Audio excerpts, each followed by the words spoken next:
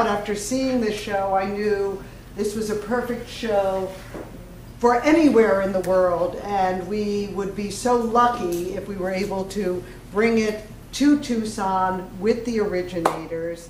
So we're thrilled. We'd love to open up to any questions that you all might have about how it came about, or any questions that way. I want to know how Steve is now. Oh, I'm doing very well. Thank you very much. The drugs, the new drugs, it's kind of like to hold the virus at bay. We're kind of like in a little standoff.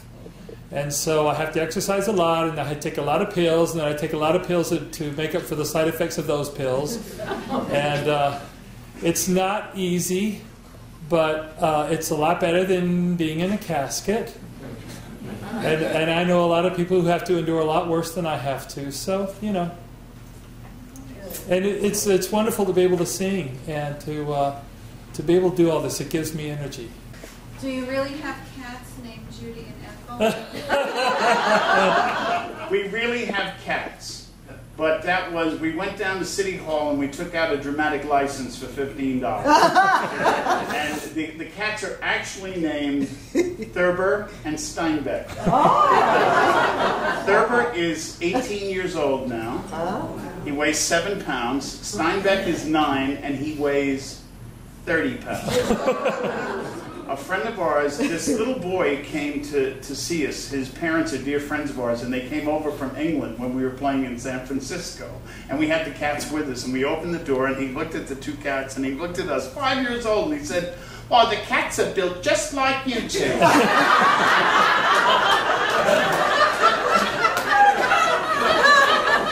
I smacked him. You know, that's such a dramatic moment, us coming back together, and it was actually Jim's idea to sort of put those in there just to give a little bit of a relief. It's always nice to have a little bit of a chuckle during a heavy moment.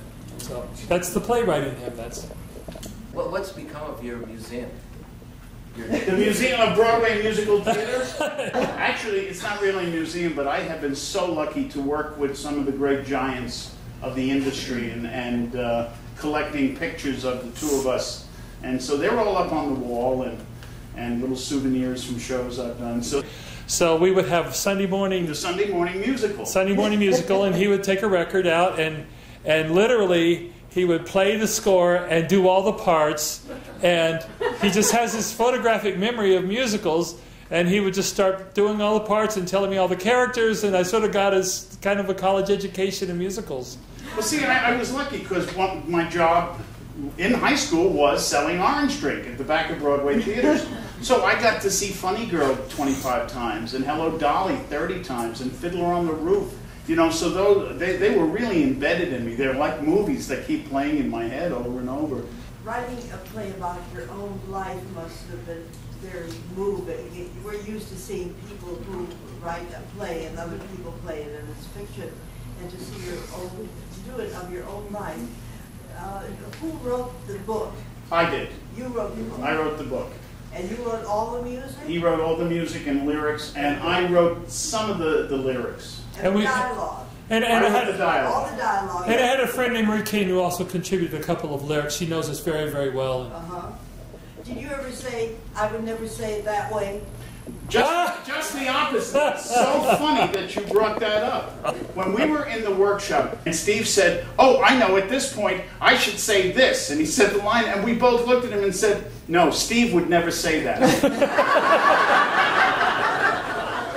Isn't that funny? So when you're writing, you know, all playwriting is writing biographically, I think. You just, in other plays, you disguise who you are. And in this, we're totally naked up here, that we are who we are.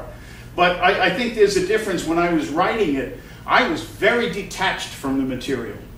I was very detached from it. I got emotional after I had finished it. And I actually were watching a tape of that first night. But no, I was writing characters that just happened to be us. And the universality of that, I think, is what makes it so appealing. And also it's been published by Samuel French, which means there will be another Steve, another Jim. There has been. In New York, we had another commitment, so 2 actors replaced us. So we watched 2 other guys playing us. which is a little like watching somebody else use your toothbrush. But it was fascinating to see these guys, and the audience accepted them totally. Because a lot of people in New York came to see the show and didn't really realize that we were telling a true story up there. So, and the two guys were great. Did they have to pay you for using your toothbrush? That's a good idea. I like that. We actually had to pay them. We had a great experience in San Francisco. We always say goodnight to everybody on the way out. And at the end, there was one man who was hanging back, and he had a glint in his eye. And as soon as I saw him, I knew who it was. And he came over and he just collapsed in our arms. And it was Bobby Levitt, who was Ethel Merman's son. And we had invited him to opening night. He is such a self-effacing, sweet, wonderful guy. And I emailed him and I said, "You didn't come for opening night?" He said, "Well, I called and you were sold out." You know, maybe we could have gotten you. You know, and he came and he bought his own ticket, and he wrote us the most beautiful letter about our love of his mother and his love of his mother.